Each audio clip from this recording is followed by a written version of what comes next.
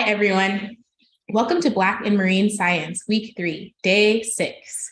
I'm Chelsea Crosby. I have my Bachelor's of Science in Animal Sciences and my Master's in Fisheries and Wildlife Science, both from The Ohio State University. Since graduating, I've taken jobs in both the public and private sectors, most notably working as a protected species observer out of NOAA's Galveston lab, and currently as a research assistant in the Coastal Wetland Ecology Lab at Texas A&M of Galveston.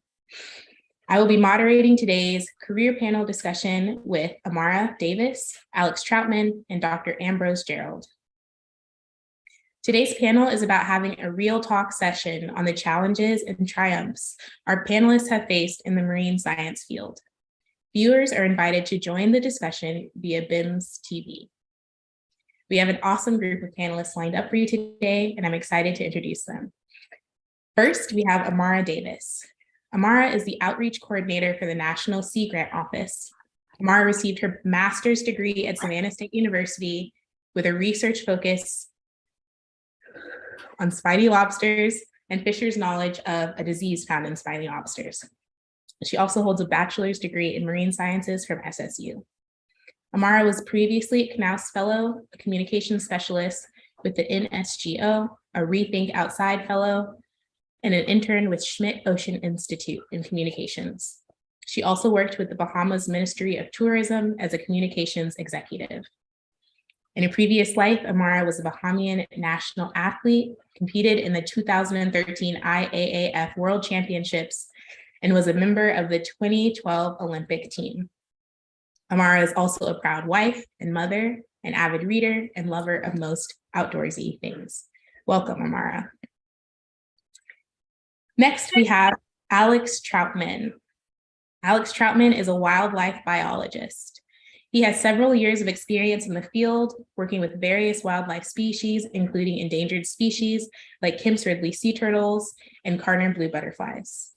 In his free time, Alex enjoys using his passion for nature to encourage youth to enjoy the outdoors. He understands what it's like to grow up without wildlife role models who looked like him. He dedicates time to fulfilling that representation for future generations of Black or people of color scientists, endeavoring to instill similar passion by leading groups on nature hikes and through public speaking engagements. Alex earned his Bachelor of Science degree in biology from Georgia Southern University and returned to GSU in 2020, where he received his master's in biology. Alex studied the dynamics of avian and insect species in tidal wetlands. Currently, Alex is a private lands biologist with the U.S. Fish and Wildlife Service.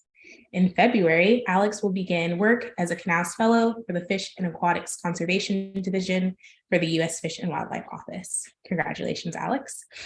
Whenever he's not traveling the world, working with wildlife, Alex resides in Georgia with his dog, Bella. And last, but certainly not least, we have Dr. Ambrose Jearld. Dr. Ambrose Jr. was born into a Navy family in Annapolis, Maryland. He lived on the family farm and attended elementary school in Orem, North Carolina, a community rich with streams, ponds, ditches, and swamps. It was here that his interest in aquatic sciences flourished. He graduated from Maryland State College, now the University of Maryland Eastern Shore, with a degree in biology in 1965. He worked as a chemist with Publicker Industries in Philadelphia for 2 years, and between earning his Master's of Science in 1970 and his PhD in 1975 at Oklahoma State University, he was drafted and served as a research biologist 2 years in the U.S. Army. In the early 1970s, Dr. Jearld defended his master's thesis and PhD dissertation at Oklahoma State University, where his master's committee included the age and growth legend, Dr. Robert Sommerfeld. His early publications focused on age and growth and feeding of channel catfish, co-authored with Bradford Brown. In 1978, he began a 38-year career with the NOAA Northeast Fisheries Science Center's Woods Hole Laboratory. His NEFSC appointments included Chief of Fishery Biology Investigation, Chief of the Research Planning and Evaluation Section, and Chief of the Research Planning and Coordination Staff. He was the director of academic programs at the NEFSC and the founding director in 2009 for the Woods Hole Partnership Education Program. He is married and lives in Falmouth with his wife, Anna C. Martin Jearld, PhD, who is a professor emeritus of social work. They have a daughter and son and are grandparents. Thank you so much for joining us, Dr. Jearld. So we have a predetermined list of questions that we will have each panelist go through, and we'll go through in the same order that I introduced the panelists. And then throughout this meeting, if you as the audience members have questions for any panelist in particular or for everyone, please drop those questions in the chat. And at the end of the presentation, I will ask those. Please just make sure to specify if the question is for one particular panelist or for everyone. So to get started, my first question, Amara, is what experiences, both personal and professional, helped prepare you for your current position? Oh, so I don't know that I thought that I was ever preparing for this position, right? I came into this, I wanted to be a marine scientist, and now I'm a science communicator. In hindsight, I was a dolphin trainer for a bit, so spending all of that time talking to folks of all ages and getting them to understand, the complicated information that we know about the dolphins as we're caring for them, so that they can interact really well with them. Things that you may not think are applicable, all of the things that you learn as an athlete, that teamwork, team building, leadership type things, public speaking, because for a while they would pin me to go and speak when we had team events. As a tourism communicator, learning about marketing, things that we don't necessarily learn as scientists, learning about SWOT analyses, the different ways to communicate to different groups, project management, people management. And I think one of the skills that I hold really, really tightly to my core is something that I learned from my kids. Parenthood taught me a lot. So patience is a big one. And I think as scientists, that's something that we really need. Things can go really wrong really quickly, or things can take a really long time to happen. So you have to be patient with yourself and with your science. And again, more of that project and people management and really, really time management. I don't know what I would do without a schedule, just because of the amount of things that are happening day to day. So I think that big mix, all of those things thrown in together, gave me the skills that I needed to be able to not just do science, but talk about science and then coordinate science. Thank you so much for that. Alex, I will ask you the same. Yeah, for me, working as a private lands biologist, I think some of my skills that prepare me for my other positions, one of them is definitely my science communication. I work with a lot of different landowners from various backgrounds and different level of understanding for the science that we'll be doing on their lands. So being able to not only talk about the science with them, but also talk about why we are doing this science is a big step that I learned from my communication as a science communicator, but also as an educator working at Zoo Atlanta and the Georgia Aquarium. And then as a graduate assistant, I taught many of the environmental labs. So I was able to explain the science to not only kids, but also to to non-science majors. So that in turns have allowed me to talk to some of the landowners who don't really understand the science in a way that they can comprehend it. Because it's one thing to be able to do work on their land, but I want to make sure that they understand why I'm exactly doing this work.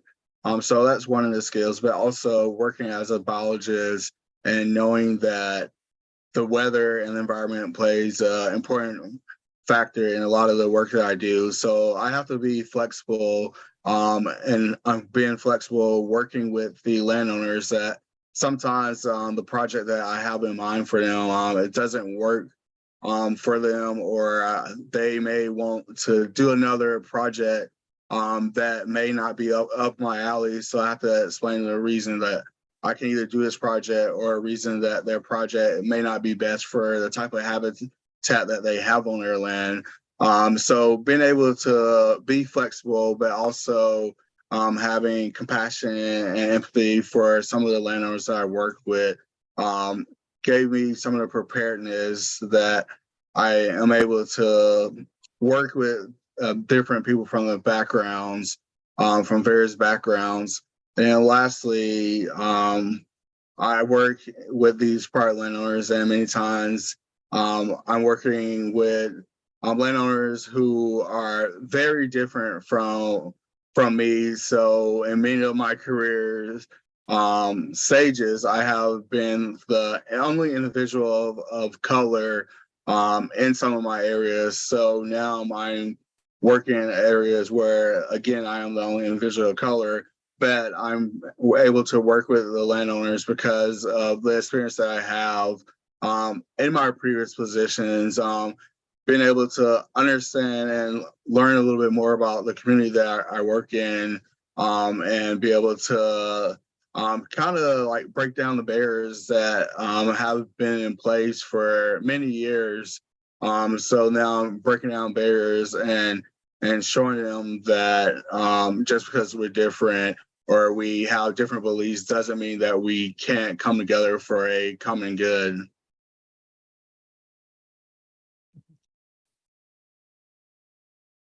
Thank you so much. And then Dr. Jearld, the same question for you. What experiences helped prepare you for your current position or for your career in general? Well, thank you for inviting me. And you said that it would be fun. And so I've been looking forward to this fun event.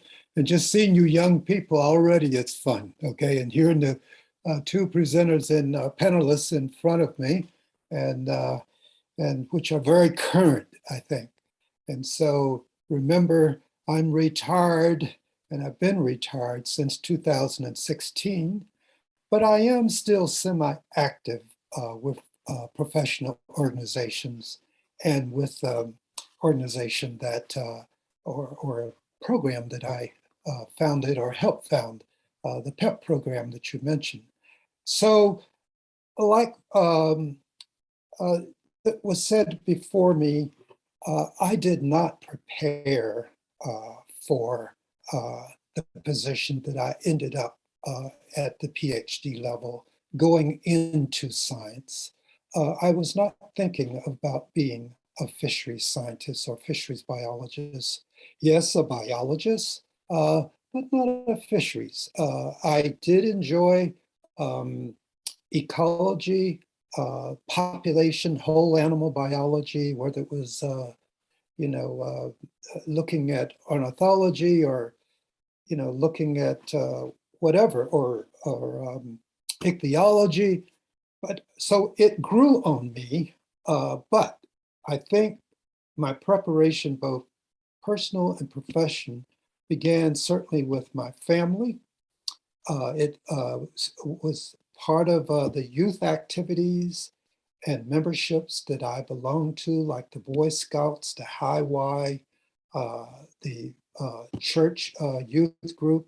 And so these sorts of things prepared me, I believe, for building relationships, which I think has a lot to do with my success. And that is being able to build trusting relationships, or be part of trusting relationships. And so those kinds of things, I think, are characteristics that we all have, that are in whatever measure of success we are very important, that relationship building.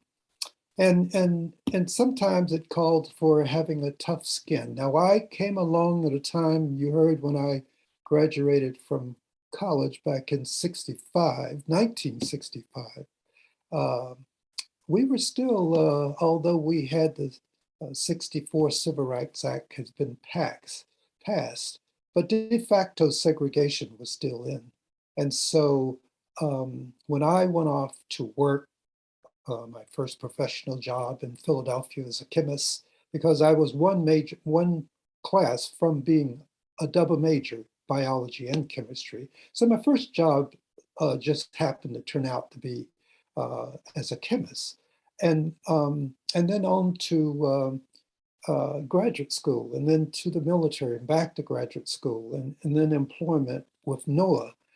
Well, I was working at a time when you had to have, so to say, thick skin, because we did not have all of the statutes and the safeguard measures that we have, although still not enough, that if people insulted you, used racial epithets or whatever, you had to figure out how not to let that derail you from your interests and your gain. So I had to learn early on how to advocate for myself and not be thrown off track because of what someone else thought or someone else said, or being led, so to say. And so those kinds of things I think are important. And I would say another thing was, as far as my NOAA travel profession was concerned, it certainly had to do with strong mentors, supervisors, managers that supported me, that were in my corner, told me what line to stand in, helped me do the shoveling sometime, and I helped them with the shoveling, so to say. And I would say another thing was very important was being ready to accept those plum assignments, those out of my regular job category, or I shouldn't say category, but my performance plan, and taking advantage of those, what we say, impromptu opportunities that arose, which were key to upward mobility and building on your experiences and your skill set. And so that was very important, but travel was exceedingly important. And fortunately, I had, in all my time with NOAA, I had an awful lot of travel that I took, and I learned in each of those events, whether it was going to a conference, it was going to a meeting, whatever. And one signature event that taught me an awful lot was the experience that I got with going to be part of the Mbeki, Al Gore, Vice President Al Gore, and the Vice President of South Africa Binational Commission. And I went to be part of the team on environment and fisheries. And I got there, and on the spot, a request was made for me to be seconded an additional 3 weeks to stay in South Africa and work with Sea Fisheries at that time, the counterpart to the National Marine Fisheries Service. That's the federal or the government aspect of fisheries in South Africa. And that was to advise on human resources management, work with individuals trying to move into the previously disadvantaged universities in South Africa. We would call them HBCUs, or minority serving institutions in this country. And so that was, I was thrown in by fire. Had not prepared for that, but somehow I called on all of the experience and skills and resources and people back home to help. And I'll just say this, I was recognized at the State Department for the work that I did with South Africa. So I'm just saying all that to say that, you know, there's so many intangibles that are part of being successful. Thank you so much for that answer. That's so cool. We here at BIMS love South Africa. We had a beach cleanup hosted in Cape Town at the start of BIMS week. So we always love to hear about how things are going in South Africa. Amara, I'm going to come back to you. And this question I actually specifically tailored for you. So Amara is originally from Bahamas. So my question for her and then all of the panelists is, how has geography, i.e. birthplace, for international scientists, or really just within the United States as well, impacted your career as a marine scientist? What roadblocks exist for international scientists, and how can we combat them?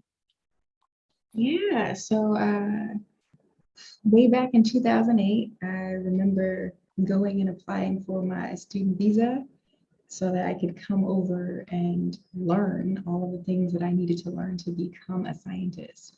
Being from the Bahamas, it made me want to do this. I don't know if you've ever seen the Bahamas, been to the Bahamas, but directly quoting astronaut Scott Kelly, it's the most beautiful place from space.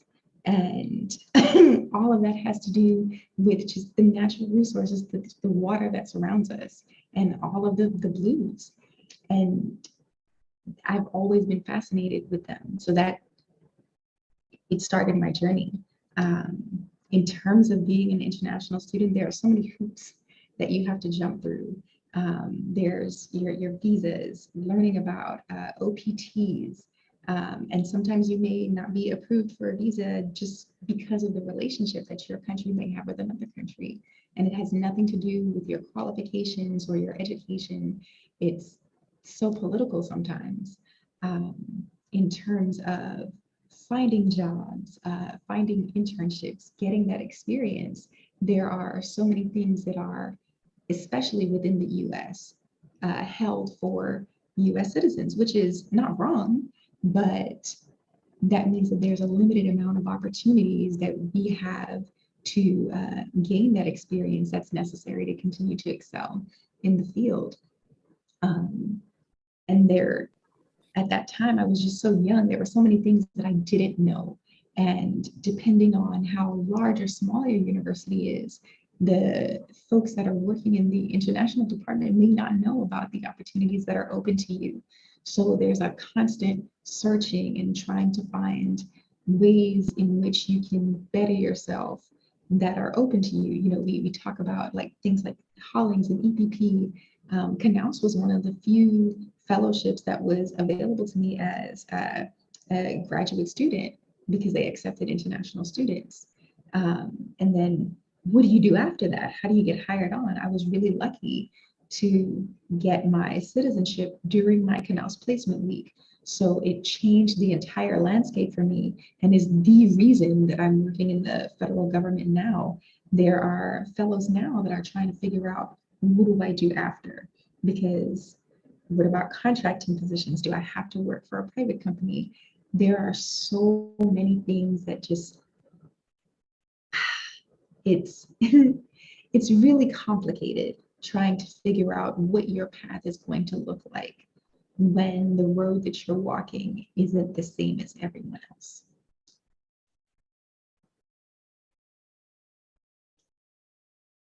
Sorry, I was typing preach in the chat. You make a really good point. Alex, I know that you're not necessarily international, but I do think that you can speak to some of the struggles that geography might place on people looking into getting into marine science. Yeah, I definitely can. For me, I shouldn't be a marine scientist on paper. Where am I located at in the Atlanta area, Austell, which is part of Metro Atlanta? It's 4.5 hours from the nearest beach. We're a landlocked city. Before we didn't have an aquarium, but now we do. When I was growing up, like my only real access to the marine science world was actually through my parents.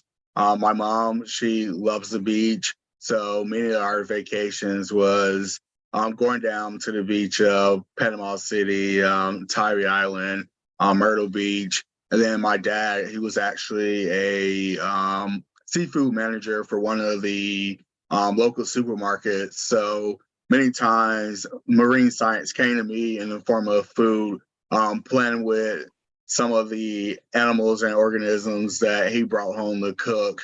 I was more interested in studying, like looking at the shrimp or in fish and doing my own sort of dissection.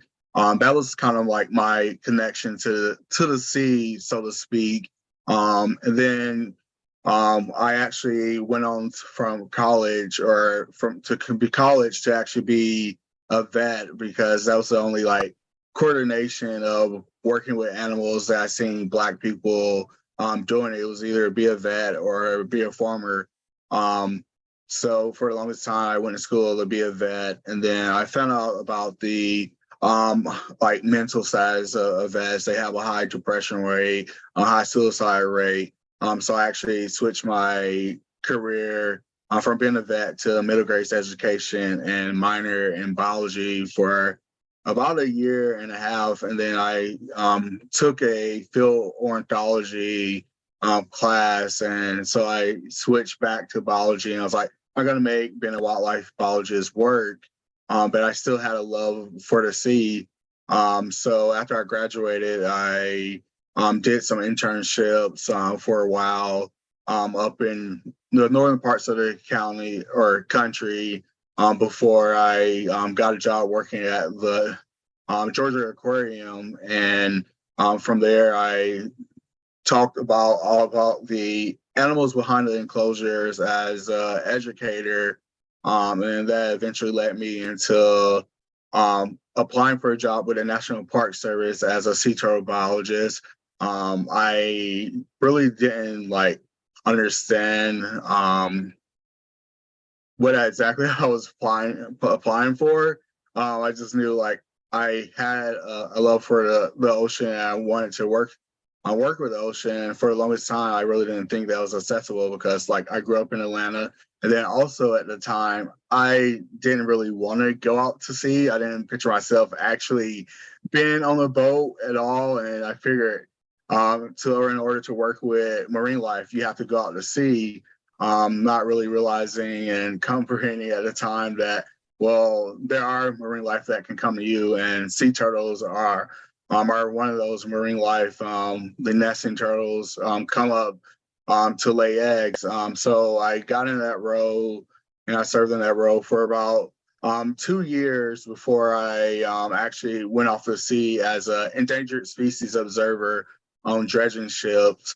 So I spent the next couple of months like traveling to different port cities along the Atlantic and Gulf Coast in Texas, watching out for North Atlantic right whales, sea turtles, saltfish, while we were digging and dredging up different shipping channels and renourishing the beach. And like I said before, like I never pictured myself going out to sea, but I ended up going as far as 20 miles offshore during the dredging operations sometimes. So that's kind of like my connection to sea and getting into the marine science field. And then I can a little bit speak on about being an international worker or student during my time as a wildlife biologist. I actually ventured off to the island of Borneo. I was in Sabah, Malaysia, researching bats, and through that experience, I got to learn a little bit of some of the limitations that international students and workers have to face. Going over there, I had to get a lot of shots to go overseas, and that could have been a definitely a financial constraint.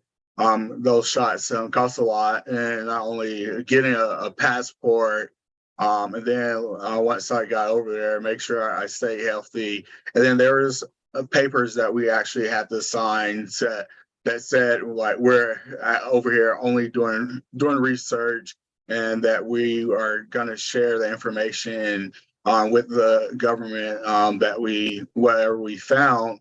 So it was definitely an eye-opening experience. But it was really cool, like learning some of the languages while I was over there. That was a big barrier.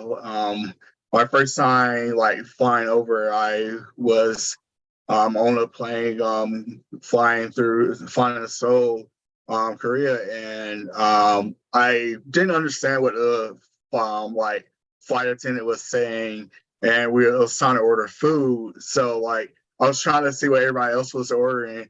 The first time I got it right, my neighbor ordered chicken. So I was like, okay, I'm gonna just say the same thing. So that was good. And then the second time, I thought they said chicken, but it turned out to be fish, and which I'm a marine scientist, but I actually don't really like fish. I like shrimp, but that's about it at that time. But now I eat a little bit more fish. But anyways, so I got ended up getting fish. So then like, all right, now I'm just gonna look at the wrapper and see what my neighbor orders. So the next time I saw that they got a blue wrapper, and I saw, okay, that's definitely chicken. So I just asked for the blue wrapper. And then when I got to Malaysia, it was definitely another language barrier with ordering food. But I learned from some of the students I was working with. They taught me some of the language, and so the first two words I learned in Malay was ayam, which is chicken, and then goreng ayam, which is fried chicken. So whenever I went to a restaurant, I could order chicken and fried chicken. But later on, I learned some other words like kelawar, which is bat. So definitely some of the barriers I faced me were some of the language barriers, but also just being so far from home. I think it's like 12 or 14 hours ahead of time. And then it's over 3,000 miles away across many parts of the ocean and countries. So I got to experience a little of the international side of things. And then coming back in, like once my time over there was ending, like trying to find a job when I was ending on that position in weeks, and trying to find a job while being 12 plus hours ahead of time, trying to schedule interviews. We're in the middle of the rainforest and you don't really have internet service. So you're trying to do that, putting in a SIM card so you can call and then taking it out so you can use the Wi-Fi on a different service plan. So it definitely was a struggle. That's awesome. Sorry. I'm going to be telling the chicken and fish story for quite some time. Dr. Jearld, same question for you. What challenges have you seen trying to work internationally in marine science? Well, I certainly agree with what Alex and Amara have had to say. And Alex has shared here a lot with what some of which I've experienced and what I've observed international students experience.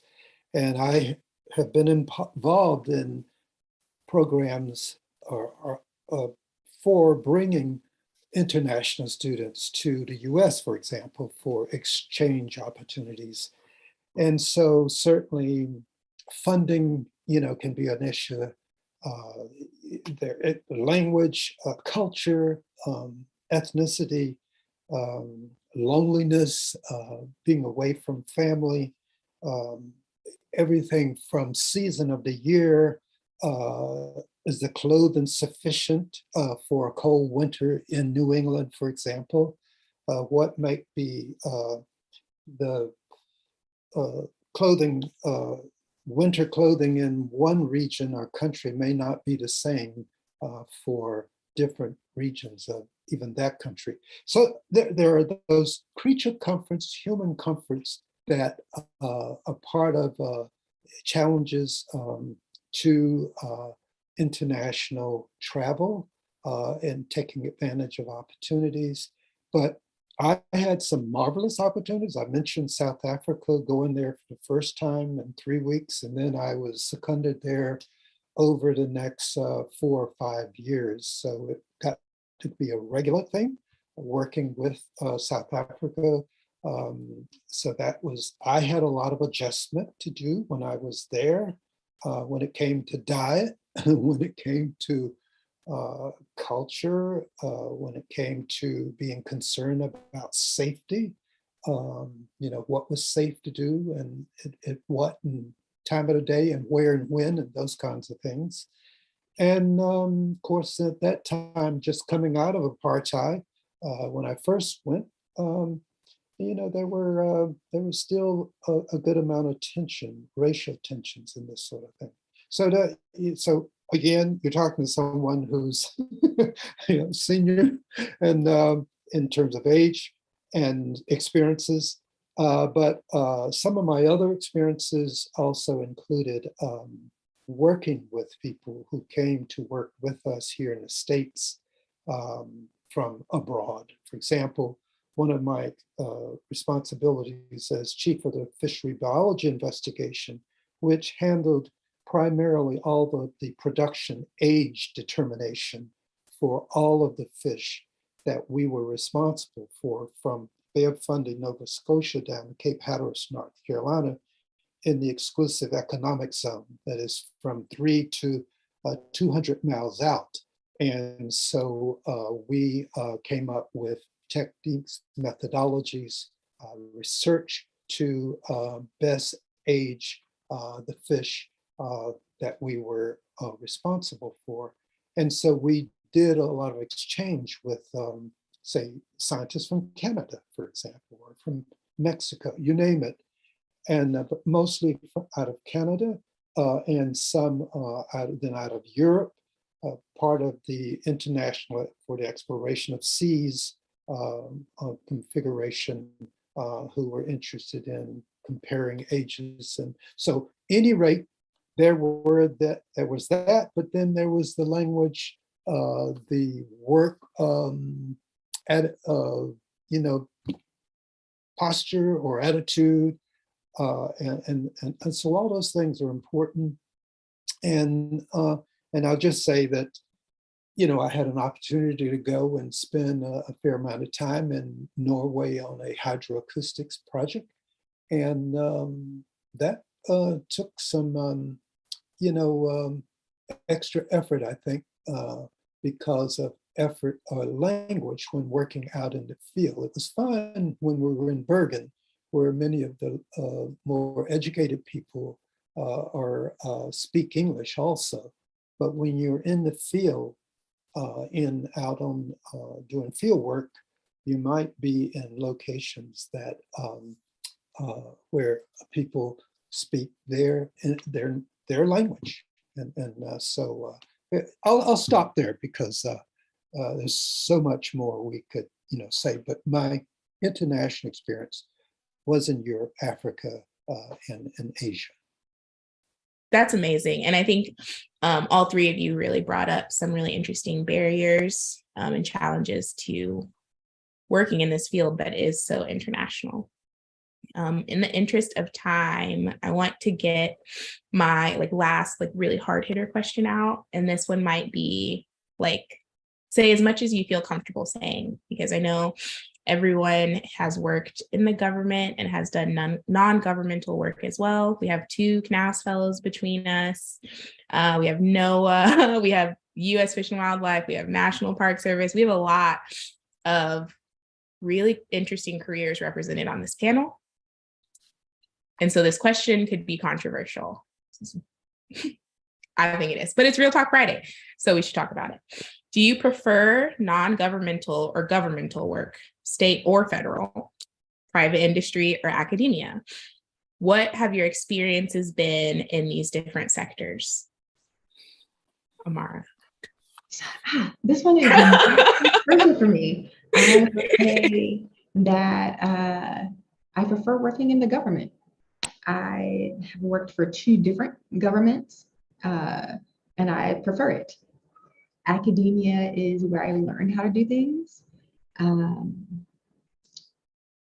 My experience is a little different than a lot of other people's experience in academia. I went to an HBCU, the same one, twice. The community that I had was amazing. So if academia looked like that, I could see myself working in academia.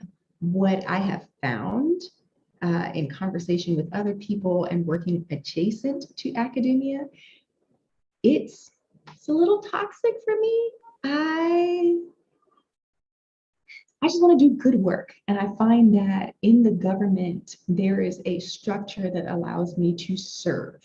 And both my parents are teachers. I grew up believing that service is really important. So this allows me to serve other people. And that is extremely important to me. And I find satisfaction in that. Academia, for me, is, although science is for the people and science is for everyone, the doing of the science can sometimes be a very selfish practice.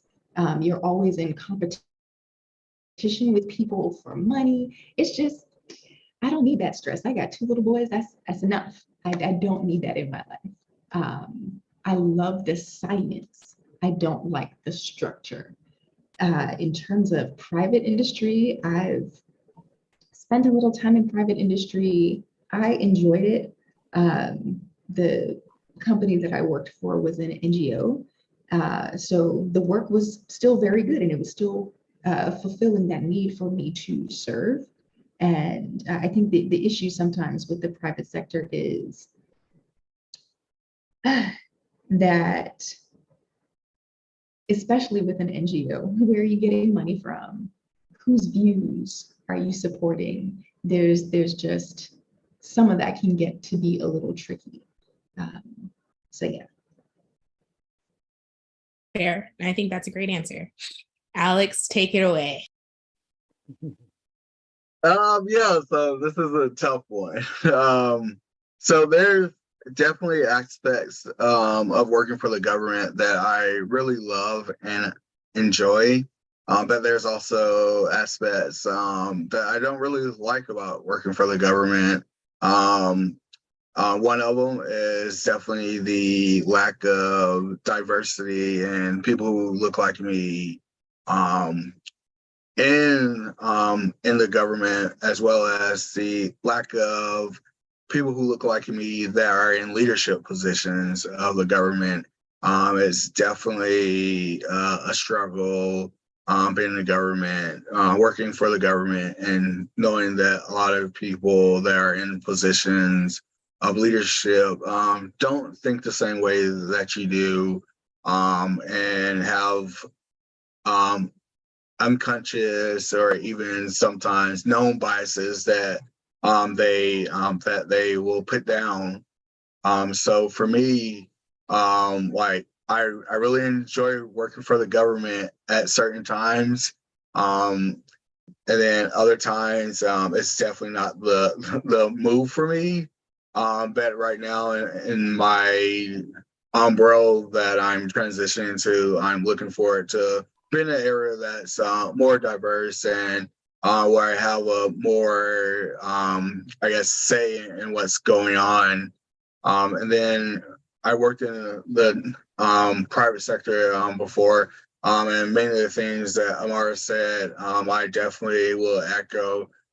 It's a lot of like good science out there, but it's also like who's funding the science, or are they being persuaded in any way? So I definitely, like, while there are definitely aspects of the government that I wish could be better, for me, I like working for the government.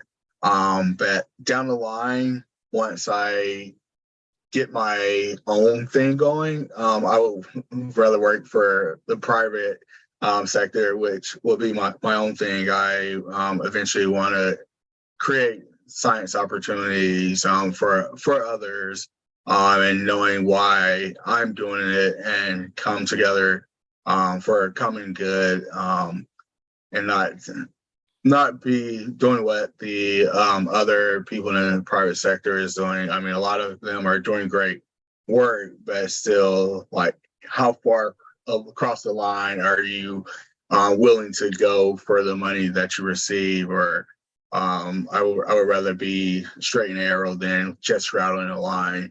And then academia is definitely not for me. Going through grad school, and then I was just seeing and hearing the toxic culture of academia. It's definitely not for me. And I I need to like have like free reign, and I definitely believe that a lot of the academia structure, they put constraints on you. Especially if you're not a tenure track professor, like you gotta listen to the constraints, otherwise you'll be fired or let go or blackballed in some type of way. So I definitely don't want to deal with that. And then also in academia, like there's a lot of times where you can't cut it off. Like you can't, like as a government employee, I work my hours 8:30 to 5 and I'm done. I can turn it off. I'm just Alex, not Alex, a fish and wildlife employee.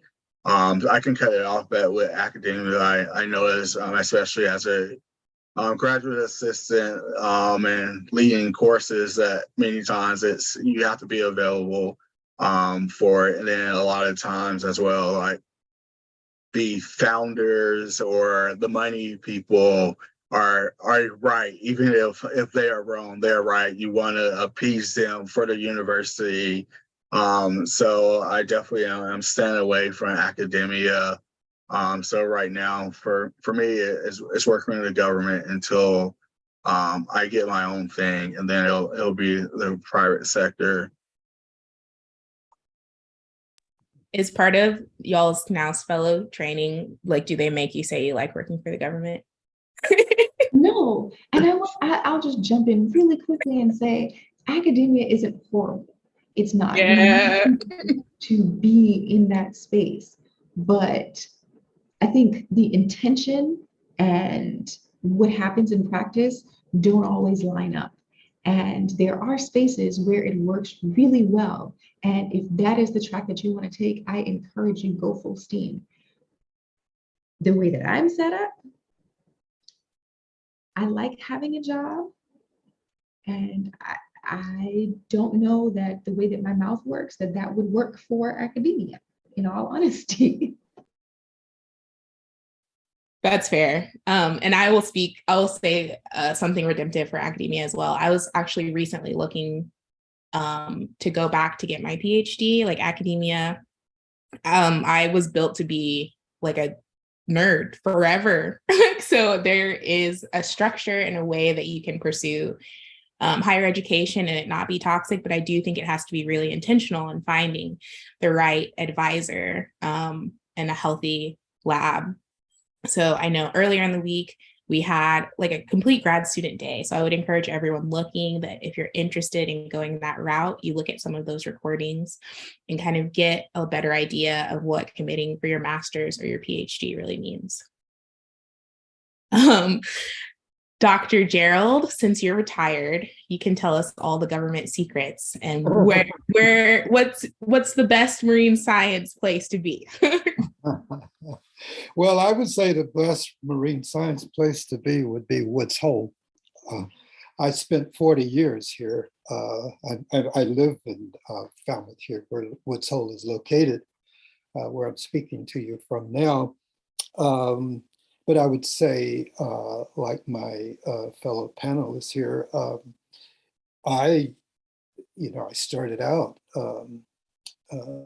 in private industry as a chemist for public industries, 1429 Walnut Street, Philadelphia, downtown Philadelphia, little country boy in the big city for the first time. And I liked it. One, I like science, and I see myself as a scientist. And in all of the sectors that I worked in, the challenge was to be able to do science, but more often not, finding my way, migrating toward administration management,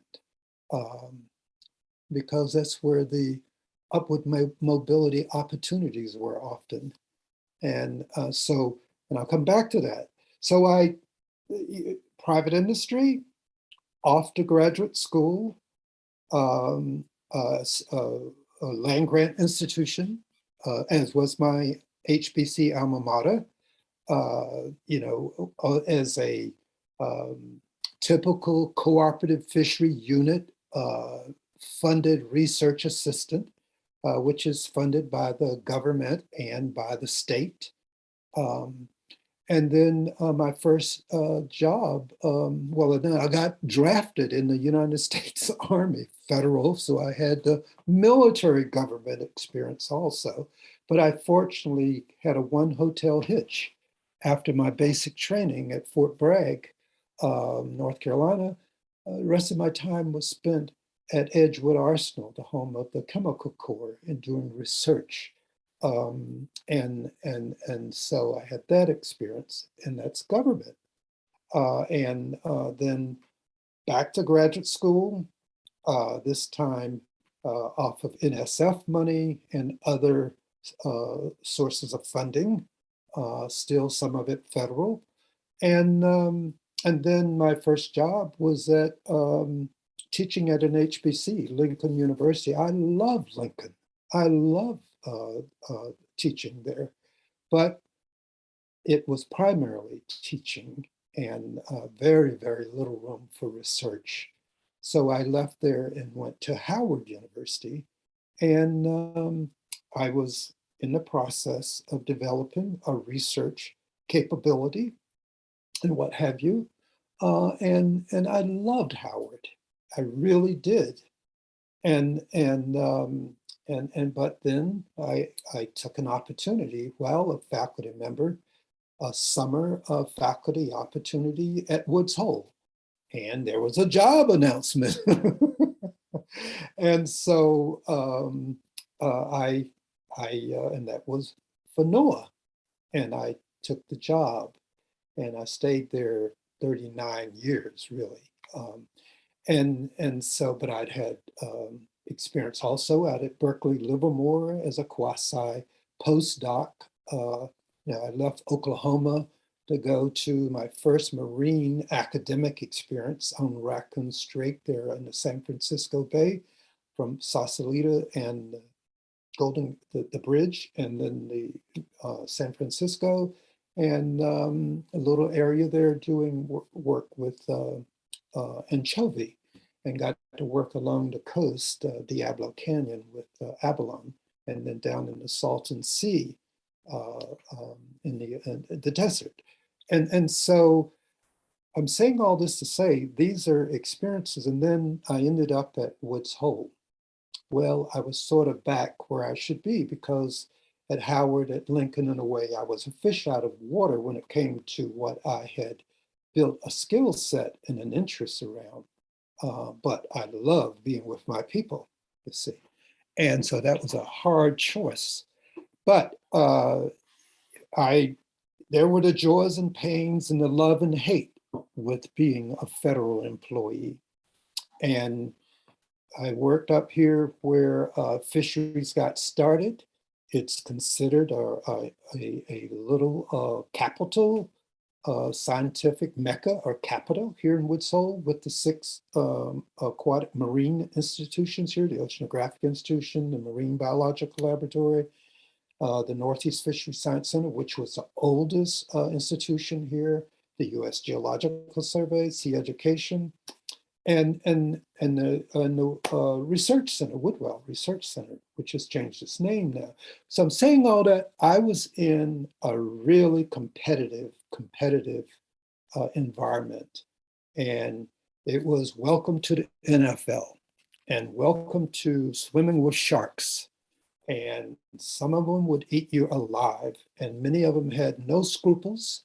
Their ethics were lacking in many ways, from my point of view, when it came to interpersonal relationships and dynamics. It was during a time when we had all of the trolla about affirmative action. I was viewed as an affirmative action statistics, as opposed to I earned my degrees and studied and built up skills like everybody else did. But somehow it's felt like now you hear the, people wanting to believe false stuff rather than the truth. And so the government was part of that, because I'm out of an age where the government participated in legal discrimination. before we had the civil rights laws passed, for example, you see.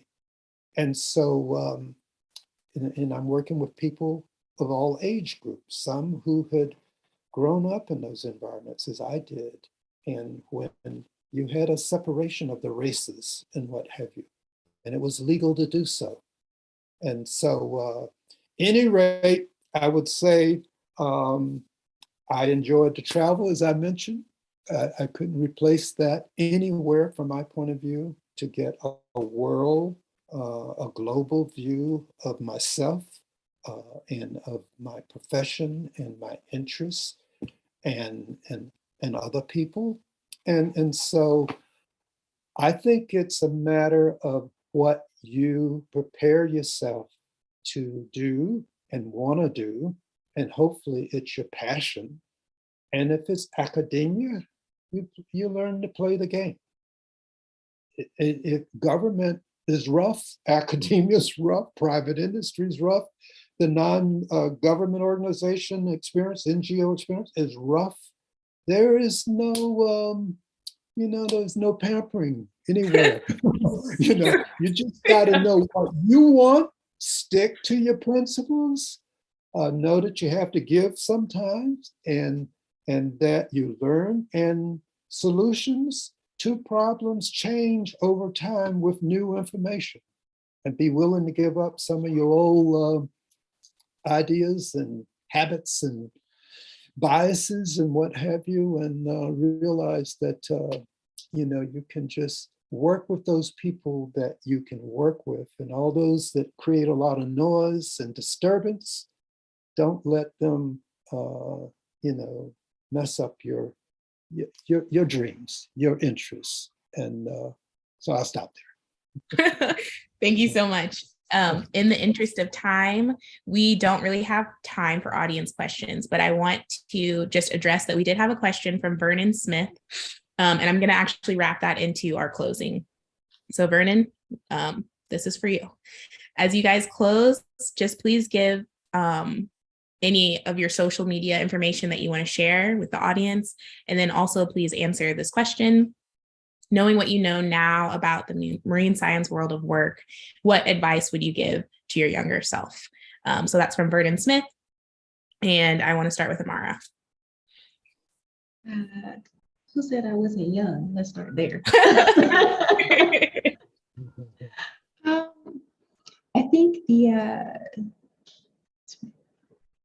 the best advice I could have given myself at that time was listen to your mom. My mother really wanted me to immediately go on to doing my master's. I probably should have done that. It would have saved me a lot of stress and heartache. But the way that things worked out was really for the best. I ended up in this space. So listen to your mom. If you don't, be okay with the winding path that you're going to find. Don't be afraid to branch out. I think in academia, we tend to specialize a lot. That's also one of the reasons why I don't want to move forward in academia. I like a lot of things and I want to keep doing a lot of things. You can specialize, but it's also okay to do more than one thing and do it well. I look at your support system, like pay really close attention to the people that you keep in your circle. Are they for you or not? That the energy that you surround yourself with is really important. You have to start discerning that early on, because the path, like Amber said, there's really not any easy path. So I'll stop there and say, pay attention to the people that you're walking your journey with as well. Thank you, Amara, and thank you so much for being here with us. Alex, any final words of wisdom? Yes. So some advice I would give to my 21-year-old self is, one, get comfortable being uncomfortable. A lot of the work that I have done have led me to places where I was uncomfortable, and I had to get used to that. like someone said, a smooth ship never made a skillful sailor. So you gotta be comfortable being uncomfortable. That's one way that you will grow. Another one is kind of along the same lines. Um, go into the deep end. Don't be afraid to take risks. You're gonna have to take risks if you want us to see if you want to grow. There's no way that you can grow and strengthen yourself, but also develop new skills. If you don't take a risk, it may be something as simple as taking a risk to learning a new skill, or it could be taking a risk to go to an area that's 3,000 miles away from you and starting a new life in a new community. So don't be afraid to take a risk. And sometimes like the risk is just leaving your hometown, especially as a 20-something-year-old. Like you got to see what else is out there. You got to get away from people who may just think the same ways that you do. But you got to get out and find new people, find a new community, and see other ways and avenues that people think, and in ways that could lead you back to your hometown where you found out what's not for you, but also could lead you into other areas where you truly know what's for you. So definitely, like I said, don't be afraid to go in the deep end and take risks. Thank you so much, Alex, and thank you for being here with us. And Vernon says, congratulations on your fellowship. Dr. Jearld, I have a message for you as well from Regina Easley. She says, thank you for doing this. It has been a pleasure to see Dr. Jearld. He was instrumental in being one of my early mentors in ocean science. Hi, And Regina. if you'd like to give a couple words, advice to the younger scientists out there, we would love to hear. Oh, I would say ditto to everything I've heard here, but I would also add that what you learn in kindergarten is very important to throughout your life, how to build relationships, to treat people, and to be respectful. And I would say that read, and that should include about your culture, your whatever backgrounds. Right now, I'm going back and revisiting James Baldwin, for example, and so and also I would say put as much effort as you can into writing. Do not be afraid to make paper talk, or nowadays this technology, whatever is out there, the word processing technology. Communication is extremely important. Work on your verbal communication, your nonverbal communication. Believe in yourself. Learn to advocate for yourself, and that is extremely important. Do not be afraid to ask for feedback, help, be mentored, championed, advised. As you heard here, listen to your parents, your loved ones, your community. If you're a spiritual person, bring that into your being, or at least focus, and make sure you understand the power of it for you to be at peace with yourself and with others. And just enjoy your life. Put aside time for fun, for enjoyment, for travel, for interactions that may be outside of your work area, but bring you joy and bring you comfort and relaxation. And be positive about yourself. Love yourself. Okay, that is extremely important. There's no human being out here that is more important than oneself, and there's no human being out here to be respected or disrespected for who they are, or what they might look like, or where they might be from, of what they may have or not have. So embrace humanity, embrace this good earth. We are in a crisis as far as this climate is concerned and climate change. So we got an awesome responsibility in front of us as people of science, technology, engineering, mathematics. We have an office to make sure that not only that the value of it is not consumed by the rich, the affluent, but we have an awesome responsibility to make sure that all humanity benefits from technology. And because it is, as I've heard said, it's the big roar now, science and technology. Thank you. Thank you so much for those words. And thank you everyone for participating in this panel, for your questions and comments. We are going to end here. We have our last event for BIMS Week Friday coming up in just under an hour. We have our Literary Lips Poetry Slam. So please come back to this space then to see that. If you want, or please do follow us on social media. We have Black and Marine Science on Twitter and Instagram. Alex has Twitter and Instagram as well, I believe. Dr. Jearld, I'm not sure if you have socials that you want to share. Okay. Email. So, email. That's all. Sounds good. I don't have any of these other things. Thank you guys so much for being here. I really enjoyed this chat and just really great words of wisdom. So thank you guys, and we'll see you again in about 50 minutes.